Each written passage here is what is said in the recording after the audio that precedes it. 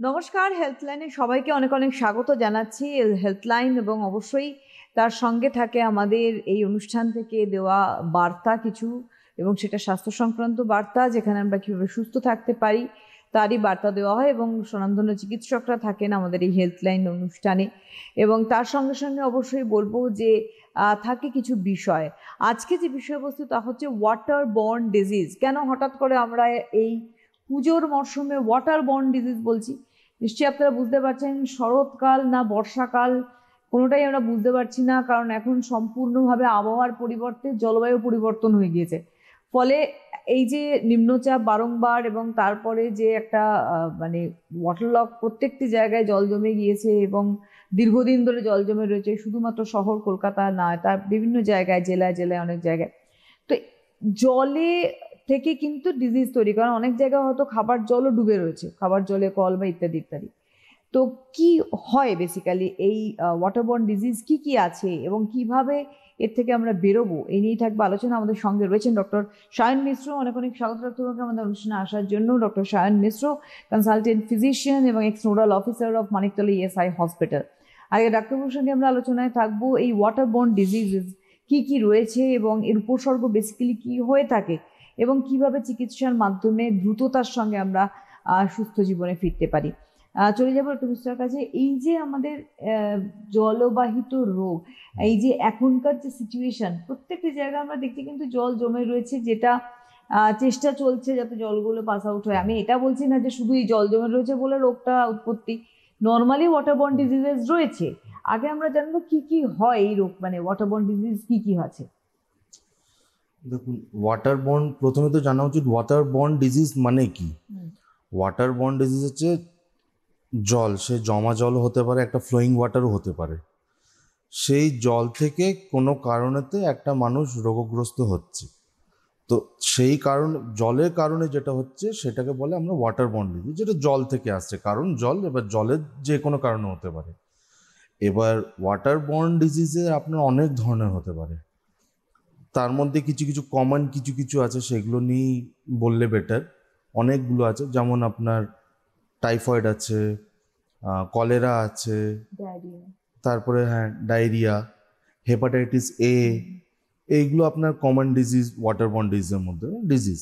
তাছাড়া insect related waterborne disease, যেটা আগেও আমি একবার বলেছিলাম, ডেঙ্গু, তারপরে ম্যালেরিয়া, এইগুলো আপনার ওয়াটারবর্ন ডিজিজের মধ্যে আসে। তো যে কোনো কারণেতে জল থেকে, সে পোকার জন্যই হোক, ব্যাকটেরিয়ার জন্যই হোক, ভাইরাসের জন্যই হোক, প্যারাসাইটের জন্যই হোক, যে কোনো কারণেতে জল থেকে যে ডিজিজগুলো হচ্ছে সেগুলো আপনার ওয়াটারবর্ন ডিজিজের বলা হয়। এই যে ওয়াটারবর্ন ডিজিজ, আপনি একটা কথা বললেন যে সেটা জমা জলেও হতে পারে, সেটা প্রবাহিত জলেও হতে পারে। এখন তো আমাদের ওয়াটারবর্ন ডিজিজের মধ্যে এখন নতুন সংযোজন হয়েছে ব্রেইনিকটার অ্যামিবা, সেটাও বলছে নাকি জলে ডুব দিলেই হচ্ছে, যদিও সেটারও একটা নির্দিষ্ট ধারা রয়েছে। আমি ওখানে যাচ্ছি না, ওটা তো অনেক দূরের বিষয়। আমি কমন প্রবলেম দিয়ে শুরু করি। মাঝে মধ্যেই আমরা নিজেরাই খবর করি, যেটা শিরোনামে উঠে যায়, সেটা হচ্ছে যে বেশ কিছু ডিস্ট্রিক্ট এরিয়া, একটু রুরাল এরিয়াতে এই ডায়রিয়ার প্রকোপ বেড়ে যায়, হঠাৎ করে ডায়রিয়া, এবং প্রচুর মানুষ একসাথে হসপিটালাইজড। তো এই জায়গাটা যদি একটু বলেন এই রোগটি সম্বন্ধে। দেখুন, প্রথমে তো ডায়রিয়া মানে কি, পাতলা পায়খানা হচ্ছে, এটা একটা ওয়াটারবর্ন ডিজিজের one of the part of waterborne disease. Waterborne disease দেখুন দু ধরনের আছে, নন ডায়রিয়াল, একটা ডায়রিয়াল। নন ডায়রিয়াল নিয়ে পরে কথা বলা যাবে, তো এখন আপাতত ডায়রিয়াটা নিয়ে বলি। ডায়রিয়া মানে হচ্ছে পাতলা পায়খানা হচ্ছে। তো কলেরাতে ডায়রিয়া হয়, অ্যামিবিক ডিসেন্ট্রিতে ডায়রিয়া হয়, টাইফয়েড ফিভারেও কারো কারো ডায়রিয়া হয়, পেট ব্যথা হয়, এমনি নর্মাল জ্বরেতে ডায়রিয়া হয়, পেটে ইনফেকশন হলে ডায়রিয়া হচ্ছে, অনেক কিছু কারণে হতে পারে। ডায়রিয়াটা কিন্তু হচ্ছে আপনার একটা ডিজিজ, যেটা কোনো কারণে হচ্ছে। ব্যাকটেরিয়াল কজ হতে পারে, ভাইরাল কজ হতে পারে, প্যারাসাইটিক কজ, অনেক কিছু কজ হতে পারে।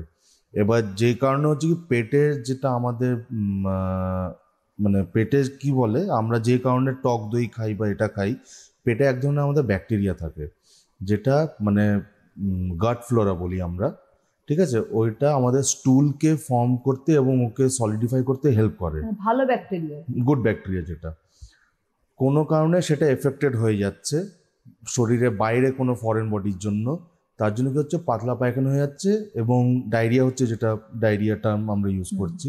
লুজ স্টুল হচ্ছে এবং সেই কারণেতে শরীর থেকে জল বেরিয়ে যাচ্ছে অনেকটা।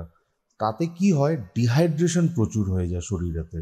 কারো কারো মানুষের দেখবেন জিভ বলে যে প্রচণ্ড জলদেষ্টা পাচ্ছে, জিভ শুকিয়ে যায় বা একদম, জিভ হ্যাঁ। শুকিয়ে যাচ্ছে, থেকে থেকে মানে লোকেরা দেখবেন জিভ মানে বার করে ইয়ে করতে থাকে যাতে স্যালাইভা সিক্রেশন হয়, জিভটা যাতে ভিজে থাকে। তারপরে কারো কারো পেচ্ছাপ হলুদ হয়ে যাওয়া, মানে কম পেচ্ছাপে, মানে যেটা সিমটমস পেচ্ছাপ হলুদ হচ্ছে বলে, জল শরীর কমে যাচ্ছে। এবার পেচ্ছাপ ইউরিন কি আমাদের শরীরে জলটাকে, টক্সিনসগুলোকে জল দিয়ে বার করে ইউরিন। তো কোনো কারণে জল শরীরে কমে যাচ্ছে, কেন কমছে, ডায়রিয়া হয়ে বাকি জলটা তো স্টুল দিয়েই বেরিয়ে যাচ্ছে, তো পেচ্ছাপ যার জন্য হলুদ হয়ে যাচ্ছে। কারো কারো বলবে যে পেটে ব্যথা করছে, পেট টাইট হয়ে যাচ্ছে, কেউ কেউ বলে মাসেল ক্র্যাম্পস দিচ্ছে, ডিহাইড্রেশন এতে মাসেল ক্র্যাম্পস হয়। তো এইগুলো ডায়রিয়া। এবার ডায়রিয়ার অনেক কজ, যেটা বললাম ব্যাকটেরিয়াল কজ হতে পারে, ভাইরাল কজ হতে পারে, প্যারাসাইটিক কজ হতে পারে, এরকম প্রচুর ব্যাকটেরিয়াস, প্রচুর ভাইরাল কজ আছে। তো সেইগুলো এখন বললে আধ ঘন্টাও কম পড়ে যাবে। যারা, তাদের ক্ষেত্রে আমরা অনেক সময় দেখি কাদের? একটা হাই ডায়াবেটিক পেশেন্ট, ইয়েস, তাদের ক্ষেত্রেও এক ধরনের ডায়রিয়া আমরা দেখেছি। কি এটা বলে না, এটা ওইটা আপনার ইয়ে কি বলুন তো জিনিসটা, দেখুন যারা হাই ডায়াবেটিস মানে আনকন্ট্রোল ডায়াবেটিস, আনকন্ট্রোল ডায়াবেটিস, তাদের ক্ষেত্রে কিন্তু সিমটমসটা অ্যাসাস ডিফারেন্স বেশি কিছু হয় না। আচ্ছা, অ্যাসাস সিমটমস বেশি ডিফারেন্স কিছু হয় না, সেই একই ডিহাইড্রেশন, সেই একই ইয়েলোইশ কালার ইউরিন বা হাই কালার ইউরিন আমরা যেটা মেডিকেল টার্মেতে বলি, মানুষ নর্মাল পেশেন্ট বলে যে পেচ্ছাপ হলদে হয়ে যাচ্ছে, মাসল ক্র্যাম্প দিচ্ছে, এই আর ডিফারেন্স অ্যাজ আর কিছু নেই একদম। যাই হোক, এটা তো গেল ডায়রিয়ার সমস্যা। এবারে আমরা আরেকটি বিষয় বলবো, সেটা হচ্ছে যেমন আমরা ইনসেক্ট বাইট, অর্থাৎ মশার কামড়, ডেঙ্গু, ম্যালেরিয়া এই সময়টা আরো বেড়ে গেছে। কারণ এখন আমি অনুষ্ঠানের শুরুতেই বলেছি যে এখন যে পরিমাণে আমাদের ক্লাউড বাস্ট বলুন বা এই সমস্ত প্রকৃতি অশান্তির জন্য যে ভয়ঙ্কর সৃষ্টি হয়েছে, জল জমা ইত্যাদি ইত্যাদি, সেটা তো আমরা এখন দেখতেই পাচ্ছি। এখনো বহু জায়গায় জল বহুদিন ধরে জমে আছে। আমি এই কলকাতার বৃষ্টি বলছি না, এর আগে অনেক জায়গায় গোটা উত্তরবঙ্গ বা আমাদের দক্ষিণবঙ্গের বেশ কিছু জেলায় হয়েছে। তো এই যে জলগুলো জমে রয়েছে, স্বাভাবিকভাবে জলগুলো কিন্তু স্ট্যাগ হচ্ছে, ওখানে ময়লা পড়ছে ইত্যাদি, নর্দমা, সাধারণ ডাঙা সব এক হয়ে গেছে। এখান থেকে তো মশার প্রকোপ বাড়তে পারে। এই জায়গা থেকে আমরা মানে কি কি হতে পারে, আমরা একটুখানি যদি অ্যাওয়্যার হই।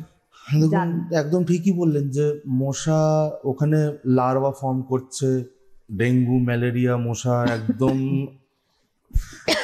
এডিকুয়েট, যেটাকে আমরা বলি একদম সুন্দর করে বাড়ি তৈরি মানে সাজিয়ে দিয়ে আমরা হাতে তুলে ওদেরকে দিয়ে দিচ্ছি, ওরা সুন্দরভাবে লার্ভা ফর্ম হচ্ছে, এগস দিচ্ছে, লার্ভা ফর্ম হচ্ছে। আমি আপনার একবার আগে শোতে বলেছিলাম যে ডেঙ্গু মশা কিন্তু 1 বছর পর্যন্ত মানে জল ছাড়া বেঁচে থেকে যেতে পারে, ডিম জাস্ট জলের বা ময়েশ্চার টাচে আসলে ওরা অ্যাক্টিভেট হয়ে যায়। তো আমরা সুন্দর মানে যেহেতু জল ওখানে স্ট্যাগনেন্ট হয়ে যাচ্ছে, সেখানে কি হচ্ছে, ডিম সুন্দরভাবে মানে ফর্ম হচ্ছে, লার্ভা ফর্ম হচ্ছে, মসকিউটো রূপ নিচ্ছে। এবার তারপরে যাদের যে ম্যালেরিয়া মশা, ম্যালেরিয়ার মানে কাজের জন্য, আর ডেঙ্গু মশা, ডেঙ্গুর নিজের কাজেতে ব্যস্ত, সবাই নিজের কাজেতেই ব্যস্ত হয়ে যাচ্ছে। তো ওদের কাজটা তো ওরা ঠিকঠাক করছে, আমাদের কাজটা কি, আমাদের কাজ হচ্ছে যে এই যে ময়লাগুলো ওখানে না ফেলা। যেখানে যেরকম ধরুন সরকার থেকে বলেছে যে ড্রাই ডাস্টবিনেতে ড্রাই ময়লা ফেলবেন, ওয়েট ডাস্টবিনেতে ওয়েট ময়লা ফেলবেন, তো এইগুলো যদি মানা হয়, আর এইগুলোকে এমন জায়গায় যাতে রাখা হয় যে এবার হয়তো আমি নিচে রেখে দিলাম, জল আসলো ভাসিয়ে নিয়ে সব চলে গেল, ওইগুলো আবার জলেতেই সুন্দরভাবে একদম গুছিয়ে টুছিয়ে মশার গ্রোথের জন্য একদম তৈরি করে আমরা হাতে তুলে দিয়ে দিলাম। তো আমাদের কি নিজের মানে আমাদের নিজের মানে আশেপাশের জায়গা, ঘরের ভেতরে এইগুলোকে জল যাতে জমতে না দেওয়া হয়। তারপরে ফ্লোয়িং, দেখুন ফ্লোয়িং ওয়াটারেতে আমি একটু আগে বললাম যে জমা জল খালি না, ফ্লোয়িং ওয়াটার। এবার ফ্লোয়িং ওয়াটার বলতে কিন্তু আমি নদীর কথা বলছি না, ফ্লোয়িং ওয়াটার বলতে বলছি যে যেই মনে করুন যেই জল রাস্তার উপরে বা বন্যার জল আস্তে আস্তে বয়ে যাচ্ছে, তাতে ময়লা, সেই ফ্লোয়িং ওয়াটারে আমি কথা বলছিলাম, নদীর জলের আমি কথা বলছি না কিন্তু, কারণ ওটা অলরেডি ফ্লোয়িং ওয়াটার, ওতে ব্যাকটেরিয়াল গ্রোথ হওয়া অত ইজি নয়, রাদার দেন যেরকম কন্টামিনেটেড ওয়াটার মানে স্ট্যাগনেন্ট ওয়াটারেতে যেটা হয়। তো এই ক্ষেত্রেই বলছি যে এখানে কি হয়, বালতি মনে করুন কোনো বাসনেতে জল আছে, সেটা ওর মধ্যে চুবে থেকে গেল, ভুল করে ওতে 1-2 ড্রপ জল পড়ে গেল ওই জলের, টিউবওয়েল বা কল যেখানে আছে সেখান থেকে জলটা যাচ্ছে, সেই জলটা নিচে চুইচে পড়ছে, মানে ও ড্রিঙ্কিং ওয়াটার পাইপলাইনে যাচ্ছে, ওটা মিক্স হয়ে যাচ্ছে, একদমই তাই, এটা হয়, এটা বেশিরভাগ সময় এইবারেও হয়েছে, এবারে যা ভয়ঙ্কর মিক্স আপ করে যাচ্ছে তার সাথে। একদমই তাই। তো এইগুলোতেই আপনার একটু আগে যেরকম diarrhoea related disease, non diarrhoea related disease, তারপর আপনার mosquito bite related disease, parasitic, viral, অনেক কারণে এই ডিজিজগুলো হতে পারে। এই তো ওয়াটার বর্ন ডিজিজ কিন্তু দেখতে শুনতে না জল, কিন্তু জল থেকেই তো হচ্ছে, ঠিক আছে, কিন্তু এটা একবার কারোর লাগলে কিন্তু সত্যি খুবই মানে কি কতটা উইক করে দেয়, এটা যার হয় সেই বুঝতে পারে। একদমই তাই। এবং আজকে এই ম্যালেরিয়ার সমস্যা হোক বা ডেঙ্গুর সমস্যা, আমি গতদিনও আপনাকে অনুষ্ঠানে বলেছিলাম, আমাদের তো সবসময় নতুন নতুন দর্শক অ্যাড হন এই অনুষ্ঠানে হেল্পলাইনে। তো সেই জায়গাতে আমি বলছিলাম যে ডেঙ্গুর মশা এবং ম্যালেরিয়া মশার মধ্যে একটা বেসিক ডিফারেন্স কিছু থাকে, কারণ যেহেতু সিমটমসও অনেকটা ডিফারেন্স হয়। তো সেই জায়গায় দাঁড়িয়ে ওর সময় কালটা কখন, যখন মানে আমরা আমরা এটা নয় যে ওই টাইমেই আমরা অ্যালার্ট থাকবো, বাকি টাইমে আমরা অ্যালার্ট থাকবো না, সেটা বলছি না। সময়কাল হচ্ছে ময়েশ্চার টাইম, যে কোনো টাইমেতে ময়েশ্চার। এবার আমরা যদি পশ্চিমবঙ্গ রাজ্যকেই ধরি, তার দেখুন ময়েশ্চার টাইম হচ্ছে, আমরা পশ্চিমবঙ্গের যেখান থেকে ট্রপিক অফ ক্যান্সার কলকাতা থেকে পাস করছে, উত্তর 24 পরগনা, দক্ষিণ 24 পরগনা, কলকাতা জেলা, হাওড়া জেলা, হুগলি, বর্ধমান, এই জেলাতে কিন্তু আপনি যদি দেখেন ম্যাক্সিমাম টাইম শীতকালেও পর্যন্ত কিছুটা ময়েশ্চার এখানে থাকে, টেম্পারেচার কিন্তু খুব জোর 20 নিচে যায় না। তো 20-25 ডিগ্রি সেলসিয়াস থেকে 35 ডিগ্রি সেলসিয়াস পর্যন্ত এদের জন্য ফুল মানে একদম এডিকেট টেম্পারেচার, অ্যাকিউরেট টেম্পারেচার এদের গ্রোথের জন্য। তার সাথে হচ্ছে 60-80% হিউমিডিটি। এই জিনিসটাই হচ্ছে কিন্তু মানে ডেঙ্গু বা ম্যালেরিয়া মশার জন্য একদম গ্রোথ করার অ্যাকচুয়াল টাইম। এবার জিনিসটা হচ্ছে যে আমরা সেম এই একই রাজ্য যদি দার্জিলিং কালিম্পং জোনেতে চলে যাই, ওখানে ময়েশ্চারটা কম, ওখানে দেখবেন ডেঙ্গু মশার এটা খালি বর্ষাকালেতে পাচ্ছেন, তো শীতকালেতে পাচ্ছেন না। তো এবার পাহাড়ি এলাকাতে পাওয়া মুশকিল। পাহাড়ি এলাকা মানে একদম যেখানে বরফ, মানে তাই জন্য দার্জিলিং কালিম্পংটা আমি বললাম। ওই পাহাড়ি এলাকা, এবার যে আপনি যদি শিলিগুড়িতে চলে যান সেখানে কিন্তু হিউমিড পাবেন, শিলিগুড়ি ফুট হিলসের দিকে চলে আসছে, তো ওইদিকে আবার একটু হিউমিড পাবেন, সেখানে হবে, সেখানেও দেখবেন জল জমা, কারণ দার্জিলিং থেকে এসে কালিম্পং থেকে এসে ওখানেই জলটা জমছে, তো ওটা কিন্তু ফুট হিলসেতে সেখানে হয়ে যাচ্ছে। তো পাহাড়ি এলাকা বলতে যেখানে একদম মাউন্টেন হিলস নয়, সেই সব জায়গায় ময়েশ্চার হওয়ার চান্সেসটা কম, আর টেম্পারেচারটা একদম নিচে নেমে যায়, 10-এর নিচে চলে যায়, যার জন্য কি হয় ডেঙ্গু আর ম্যালেরিয়া মশা গ্রোথের জন্য টেম্পারেচার রিচ করতে পারে না, যার জন্য ওদের গ্রোথ হওয়াটা একটু ডিফিকাল্ট হয়ে যায়। কিন্তু সেটাই ট্রপিক অফ জোন সাউথ বেঙ্গলের দিকে আসলে কিন্তু ওটা শীতকালেতেও ময়েশ্চারটা মেনটেন করে বলে, 60-80% হিউমিডিটি, তার সাথে ওই টেম্পারেচার জোনটা মেনটেন করে বলে ওরা ভালো ওদের গ্রোথ হয় এবং ওরা ট্রান্সমিট করে ডিজিজটাকে। অবশ্যই আমি বলবো যে আজকে আমরা জলবাহিত রোগ নিয়ে আলোচনা করছি হেল্পলাইনে, এবং অবশ্যই ডক্টর মিশ্রা রয়েছেন আমাদের সঙ্গে এবং গাইডেন্স দিচ্ছেন যে বেসিক্যালি কি কি সমস্যা আমরা ফেস করি। এই যে ফেস করার বিষয়ে বলছি, জলকে আমরা এখন অনেকেই পিউরিফায়ার অনেক বাড়িতেই রয়েছে, কিন্তু সেটা একটা প্রশ্ন যে কতটা সেটা পিউরিফাই হচ্ছে, এটা একটা বড় প্রশ্ন। কারণ আমরা এরকম বহু দেখেছি যে যে মানুষ জল খেয়ে সুস্থ, কোনো অসুবিধা হয়নি, এরকমও হয়েছে পিউরিফায়ার নতুন চেঞ্জ করেছে, পিউরিফায়ার জল খেতে সে অসুস্থ হয়ে গেছে। আমি কোনো পার্টিকুলার পিউরিফায়ারকে কিছু বলছি না, কিন্তু কতটা পিউরিফাই হচ্ছে, সেই ক্ষেত্রে কি আমাদের জল ফুটিয়ে খাওয়াটা সেফ হতে পারে? একদম ঠিক কথা বলেছেন আপনি। জল পিউরিফায়ার, যে কোনো কোম্পানি পিউরিফায়ার হোক, সে আরও হোক অথবা প্লেন কি বলে প্লেন ওয়াটার পিউরিফায়ার হোক, জল পিউরিফাই করে নেওয়ার পরেতে ওটাকে পুরো ভালো করে 100 ডিগ্রি সেলসিয়াস অব্দি ফুটিয়ে নিয়ে তারপরে ঠান্ডা নর্মাল টেম্পারেচারে খাওয়াটাই বেটার। আর নর্মালি আমাদের বাঙালির ঘরে সবজিপাতি যখনই আনা হয় দোকান থেকে বা বাজার থেকে, তখন সেগুলোকে আমরা রান্না করি, কুক করি, এবং সেখানে অনেকটা টেম্পারেচারই হাই হয়। অনেক মাঝখানে একটা আমরা বলেছিলাম, তখন একটা কোভিড টাইম ছিল, যে ধুয়ে ধুয়ে ইউজ করতে, এবং অনেকেরই এই অভ্যেসটা নেই, এমন অনেকের আছে, সেটা আলাদা বিষয়। কিন্তু এই জায়গা থেকেও কি আমাদের রোগের উৎপত্তি হতে পারে? একদম। সবজি গাছপালা এগুলো তো জলে, যখন বৃষ্টি হয় বা যখন বন্যা হয় এগুলো তো জলে ডুবে যায়, তারপরে বন্যার জল কি ফ্লো থাকছে আবার স্ট্যাগনেন্ট হয়ে যাচ্ছে, তো সবজির গায়ে মাইক্রো অর্গানিজমসগুলো, ব্যাকটেরিয়া বলুন, প্যারাসাইট বলুন, এগুলো লেগে যায় গাছের গায়ে, সবজির ফল এইগুলোর গায়ে। তারপর ওইগুলো তুলে আনা হয়, বিক্রি করা হয়, কারণ সবসময় সম্ভব নয় যারা বিক্রি করছে তো একগুলোকে সবজিগুলো ভালো করে ধোয়া। তো আমাদের কাজ কি ওখান থেকে নিয়ে আসলাম, নিয়ে এসে ভালো করে জলে ফুটিয়ে ধুয়ে নেওয়া, ধুয়ে নিয়ে ভালো করে মুছে তারপরে রান্নায় দেওয়া। কারণ ওদের গায়ে যে মাইক্রো অর্গানিজমটা আছে ওই টেম্পারেচারতে গেলে ওদের সেল ওয়ালগুলো বাস্ট করে যায় এবং তাতেই একমাত্র ওরা মারা যায় এবং ওদের এফেক্টগুলো নষ্ট হয়। তাছাড়া কোনো রাস্তা নেই। তাই জন্য সে আপনি বলুন কোভিডের সময় বলুন, ওয়াটারবর্ন ডিজিজ বলুন, যে কোনো সময় সবজি বা ফল ভালো করে ধুয়ে নিয়ে, এক একটাকে ভালো করে ধুয়ে নিয়ে বয়লিং ওয়াটারে ধুয়ে ওখানে বয়লিং ওয়াটারে কিছুক্ষণ রেখে তারপরে কুকিংয়ের জন্য প্রসিড করাটাই বেটার। নর্মালি আমরা একটা সমস্যার মধ্যে আমরা থাকি, অনেক সময় আমরা ভাবি যে আমাদের যে রোগটা হয়েছে আমরা চট করে নিজেরা মেডিকেশনের আন্ডারে চলে আসি, নিজেরা ওষুধ খেয়ে নিলাম, আমাদের অতিরিক্ত পরিমাণে লুজ টুল পাস হচ্ছে, আমরা ওষুধ খেয়ে নিলাম। এবার কি হয়, অনেক সময় আমরা দেখেছি এটা করতে গিয়ে কি হয়, হিতে বিপরীত হয়। অনেকে বলেন যে পরে পেট ফুলে যাচ্ছে, নিঃশ্বাস নিতে পারছে না, বুকে পেইন হয়ে যাচ্ছে। এটার থেকেও তো একটা ক্ষতিকারক দিক আসতে পারে। একদম ঠিকই, এটা কিন্তু অনেকটাই ক্ষতিকারক হতে পারে হুটহাট করে নিজের মতন। কারণ দেখবেন অনেকেরা ননফ্লক্সটিজেড খেয়ে নিলাম, হ্যাঁ, হ্যাঁ। ওটু খেয়ে নিলাম, এইগুলো কিন্তু অ্যাকচুয়ালি অ্যান্টিবায়োটিক। আচ্ছা, যার কোর্স আছে নির্দিষ্ট এবং একদম। পেশেন্ট এবং অনুসারে। 90%-এর উপরে লোকেরা দেখেছি একটা ট্যাবলেট খেয়েই পায়খানা বন্ধ হয়ে গেছে বা পেট ব্যথা ঠিক হয়ে গেছে, ঠিক হয়েছে, খেয়ে বন্ধ করে দেয়। তার জন্য কি হয়, অ্যান্টিবায়োটিক একটা বডির রেজিস্ট্যান্স তৈরি হয়ে যায়। তো যখন অরিজিনাল সময় যখন অ্যান্টিবায়োটিকটা দরকার হবে তখন এই বেসিক অ্যান্টিবায়োটিকটাই কাজ করবে না, তখন আবার চিকিৎসককে হায়ার অ্যান্টিবায়োটিকের দিকে এগোতে হবে। যার জন্য কি হয়, লোকেরা যে ওভার দ্য কাউন্টার এই ড্রাগগুলো নিয়ে নেয় তখন বডিতে অটোমেটিকলি অ্যান্টিবায়োটিক রেজিস্ট্যান্স তৈরি হয়ে যায়। তখন এই একটা বেসিক যেটা অ্যান্টিবায়োটিক যখন দরকার হবে তখন এটাই কাজ করবে না, তখন হায়ার অ্যান্টিবায়োটিকের দিকে যেতে হবে। এবার অ্যান্টিবায়োটিক যত হায়ার হবে তার মানে নিশ্চয়ই তার মানে ওয়ার্কিং আওয়ার্স, তার টাইম, তার কোর্সটাকে তো শেষ করতেই হবে। তাই জন্য আমি একটাই কথা বলছি যে আপনারা হুটহাট করে অ্যান্টিবায়োটিক ওভার দ্য কাউন্টার যেই ফার্মাসিস্টের কাছ থেকে নেবেন না, চিকিৎসককে দেখিয়ে নিন, উনি আদৌ অ্যান্টিবায়োটিক দেবেন কিনা আগে দেখুন, আদৌ লাগছে কিনা। অ্যান্টিবায়োটিক ছাড়া আরও অনেক ওষুধ আছে, যেটা আপনারা একটা ডোজ খেয়ে শেষ করেছেন, সেটা আরও অনেক ওষুধ আছে একটা ডোজ খেয়েই শেষ মানে বন্ধ করে দেওয়া যায়। সবসময় অ্যান্টিবায়োটিক সব জিনিসের জন্য যে স্টার্ট করতে হবে তার কোনো মানে নেই।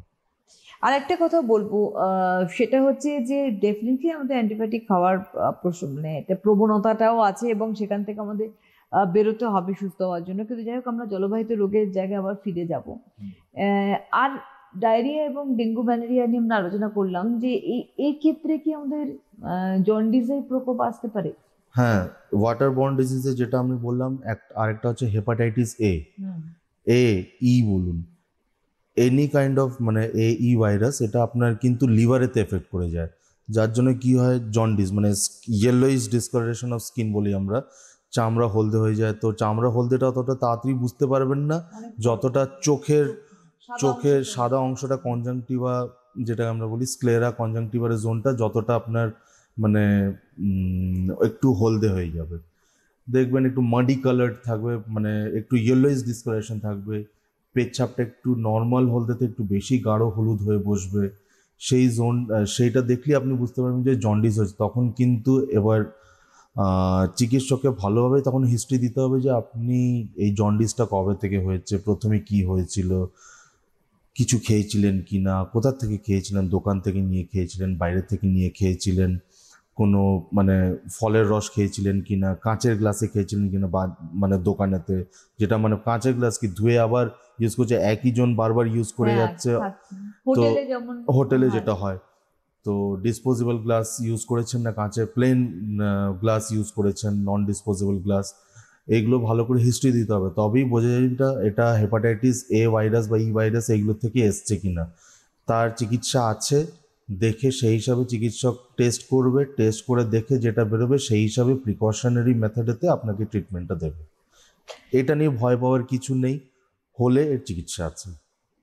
চিকিৎসা আছে, কিন্তু সময়ে আপনাকে তো রিচ করতে হবে। আপনি যদি মানে শুনলেন, ধরুন ডক্টর মিশ্রকে দেখালেন, আপনি শুনলেন, শুনে আপনি বুঝে গেলেন যে ঠিক আছে আমার এইগুলো করা উচিত, তারপরে আপনি আপনার প্রসিডিওরে চলা শুরু করলেন বা আপনারা বা আমরা, তাহলে কিন্তু বেসিক্যালি কোনো লাভই হয় না। কারণ আমরা না সুস্থ হতে পারি, না প্রপার আমরা ট্রিটমেন্ট করতে পারি যে ট্রিটমেন্টটা আমাদের কোনো কাজে লাগতে পারে। বেসিক্যালি এই সমস্যাগুলো আমরা কিন্তু খুব ফেস করে থাকি ডাক্তারবাবু।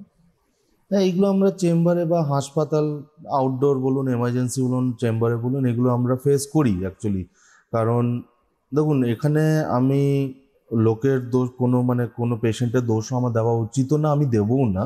কারণ দেখুন, অনেকেরা সবাই নিজের কাজেতে ব্যস্ত থাকে। একদম। এবার রোজকার কাজেতে হঠাৎ সে হয়তো মাথায় আছে যে আমাকে একবার হাসপাতাল গিয়ে চেক আপ করাতে হবে, বা ব্লাড টেস্টগুলো করিয়ে একেবারে চেক আপ করে, কোনো অসুবিধা নেই। কিন্তু সেই যে ব্লাড টেস্ট করাতে যাবে, কাজের মধ্যে সে ছুটি পাচ্ছে কি পাচ্ছে না, কাজ করতে করতে মাথা থেকে সরেই গেল, এটাও হতে পারে। তো এটা আমি কারো দোষ দেবো না, কিন্তু সেখানে আমার একটা বলার, নিজের স্বাস্থ্য নিজের হাতে। আপনাদের অবশ্যই বলবো যে দেখুন, আজকে এই জলবাহিত রোগের জন্য বহু মানুষ একটা এক্সট্রিম লাইফ থ্রেটনিং কন্ডিশনে চলে হুম। যায়। কারণ আমরা তো নর্মালি ভাবতেই পারি যে কি আছে, কলেরা, ম্যালেরিয়া, ডেঙ্গু ইত্যাদি রয়েছে বা ডিসেন্ট্রি রয়েছে, এগুলো তো মেডিসিন রয়েছে। এবার প্রশ্ন হচ্ছে তাহলে একটা এক্সেসিভ পয়েন্টে কি করে চলে যায় এই রোগ? কি করে চলে যায়, একদম ঠিক কথা। এবার বলুন, একটা জায়গায় জল জমে আছে, হাঁটু অবধি জলও না, হয়তো হাঁটুর নিচ অবধি জল আছে, একটা মানুষ যাচ্ছে, সে রাবারের চটি পরে বা খালি পায়ে হুম। প্যান্ট মুড়ে বা কাপড় হাঁটু অবধি তুলে, যাতে তার কাপড় না ভিজে যায়। পাটা তো ভিজছে। এবার পা ভিজলে তাতে আহ, যে কোনো প্রাণী, সে মানুষের হোক যে কোনো প্রাণী, তার স্টুল পড়ে আছে, ইউরিন পড়ে আছে, সেইটা পায়ে লাগছে। এবার তার যদি পায়ে একটু যদি কাটা থেকে, সেটা পা থেকে আমার শরীরে ব্লাডেতে ঢুকছে। মিশে তো যাচ্ছে। এবার এইটার থেকেই যে কোনো রোগ হওয়া কোনো ব্যাপার না। তো সে হয়তো জানতেও পারলো না যে তার পা কিছুতে লেগে কেটেছে বা কি লেগে গেছে, সে জানতেও পারলো না। বা আমাদের করণীয় কি, প্রিকশন নেওয়া উচিত কি, দেখুন, আপনাকে বেরোতে হবে, যদি বেরোতে হয়, কোনো কিছু করার নেই। বাড়িতে এসে ভালো করে গরম জল দিয়ে পাটাকে ধোবেন, সাবান দিয়ে ধোবেন, হাঁটু অবধি জল দিয়ে ভালো করে ধোবেন, ঠিক আছে? হাত ধোবেন ভালো করে গরম জল দিয়ে। কারণ আহ, যদি আপনি ট্যাপ ওয়াটার ইউজ করেন, ট্যাপ ওয়াটারটাকে গরম আগে ফুটিয়ে নেবেন। কারণ না ফোটালে ওই ট্যাপ ওয়াটার পাইপলাইনেতে যদি স্ট্যাগনেন্ট ওয়াটার একটু মিশে হ্যাঁ, যায়, সেটাই কিন্তু আপনার অনেক হিতে সময় বিপরীত করে দেবে। অনেক সময় শ্যাওলাও জমে থাকে পাইপের হ্যাঁ, মধ্যে, যেহেতু জল পাস করে একদম। কন্টিনিউয়াসলি ভিতরের দিকে। তো ওইটার জন্য আপনার রোগ হতে পারে। তো বয়লিং ওয়াটারে ধোয়াটাই বেটার। হাতটা ভালো করে সাবান দিয়ে ধুয়ে তারপরে কিন্তু আপনি মুখে হাতটা দেবেন। মুখ দিয়ে মুখে সাবান দিয়ে ধুয়ে, কিন্তু আগে হাতটা সাবান দিয়ে ধোবেন, তারপরে মুখে হাতটা দেবেন। কারণ হাতে যদি কিছু লেগে থাকে, সেটা আপনি যেই মুখে দিতে পারেন, সেটা কিন্তু নাক বা মুখ দিয়ে বা চোখ দিয়ে আপনার শরীরেতে ইজিলি ট্রান্সমিশন হয়ে যাবে, যেটাকে আমরা বলি ফিকো ওরাল রুট বলি। কারণ একবার যদি এক ছিটা পর্যন্ত হাতে আসে, সেটাই যথেষ্ট একটা মানুষকে রোগগ্রস্ত করার জন্য। এখন যে কন্ডিশন রয়েছে ডাক্তারবাবু, আমাদের চারিপাশে জল জমা অবস্থাতেই রয়েছে, স্ট্যাগনেন্ট ওয়াটার, হুম, কোনোটাই একেবারে ফ্লোয়িং নয়। হুম, তো সেই জায়গায় দাঁড়িয়ে মানুষের এই মুহূর্তে করণীয় কি? দেখুন, যাদের যারা এই ঝঞ্ঝাটের মধ্যে পড়ে রয়েছেন, হুম, তাদের তো দৈনন্দিন কাজ করতে হচ্ছে, আর একদম। যারা দিন আনে দিন খায়, তাদের তো অবস্থা খুবই সঙ্গীন। হুম, কারণ তাদের বেরোতেই হবে, কিছু করার হুম, নেই।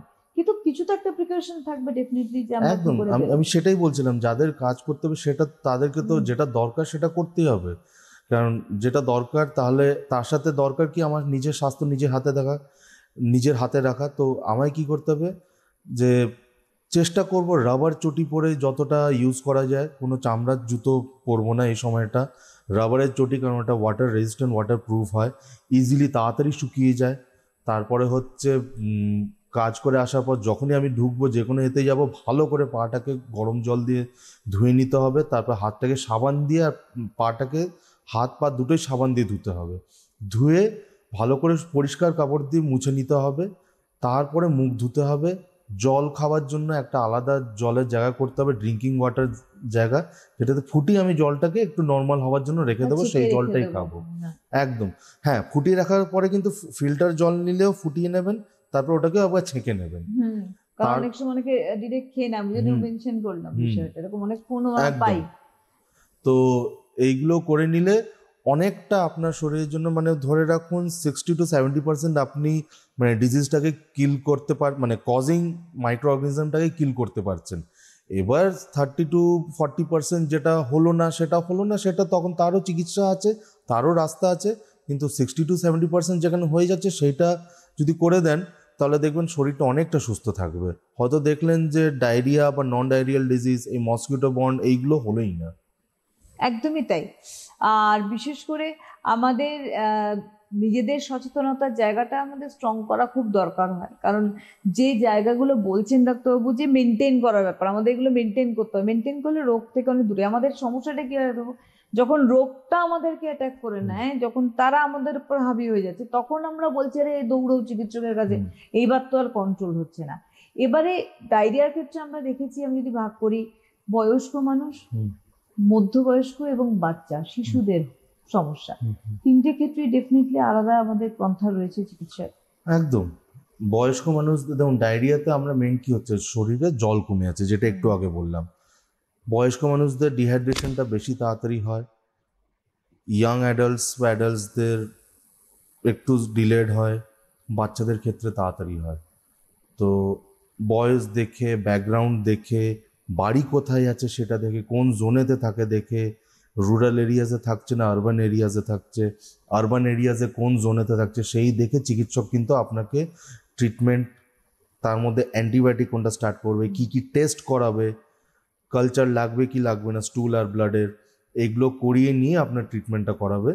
এটা সে হাসপাতালে ভর্তি করেই হোক বা বাড়িতে রেখেই হোক, দেখিয়ে নেওয়াটা হচ্ছে সব থেকে বেটার। কারণ কিছু হিস্ট্রি, যেটা আমি বললাম যে বাড়ি কোথায়, থাকেন কোথায়, বয়স কত, কোনো ব্যাকগ্রাউন্ড মানে কোনো কোমোবিডিটিস, কিডনি, তারপরে liver disease, diabetes, thyroid, pressure, হার্টের সমস্যা, এই কমন রোগের মধ্যে কিছু আছে কিনা, অটো ইমিউন কিছু ফাংশনিং ডিজিজ আছে কিনা।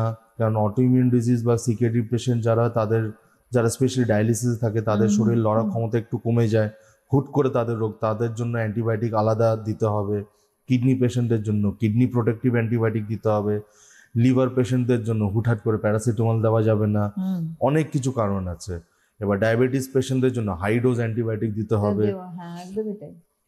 যারা হার্টের পেশেন্ট, তাদের ব্লিডিং হচ্ছে কিনা সেইগুলো হিস্ট্রি নেয় ভালো করে, কালো পায়খানা হচ্ছে কিনা, পাতলা পায়খানার সাথে কালো পায়খানা বেরোচ্ছে কিনা, অনেক কিছু হিস্ট্রি নিয়ে দেখে সঠিকভাবে উত্তর দেবেন, তাহলে সেই হিসেবে আপনার ট্রিটমেন্ট একদম সঠিকভাবে হবে। একদমই তাই। এবং জলবাহিত রোগে কিন্তু বহু মানুষ আক্রান্ত হন প্রত্যেক বছর, আমরা এর সংখ্যা বাড়তেই রেখেছি, কিন্তু সচেতনতা আমাদের কিন্তু এই সংখ্যা কমাতে পারে। আজকের হাতে সময় নেই, হেল্পলাইনের অনুষ্ঠান নিয়ে বিদায় নিতে হবে।